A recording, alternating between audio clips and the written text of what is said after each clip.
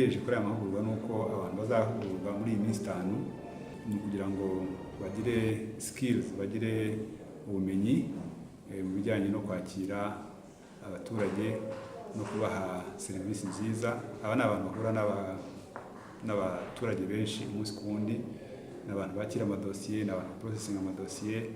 Turifuza rero ko mu buryo bwo kwakira abantu no kubaha izo serivisi babikora bafite skills. Aba ni abakozi bashinzwe ubutaka, imiturire n'ibikorwa remezo. Urumva ko ni sector nini, bahura n'abantu benshi. Turifuza rero ko ibi byose bagomba kubikora bafite ubumenyi buhagije mu bijyanye no kwakira no gutanga serivisi nziza.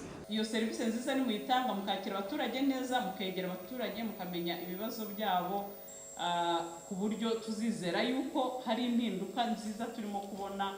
Abaturage bacu babona serivisi nziza, ni ikintu gikomeye kizadufasha.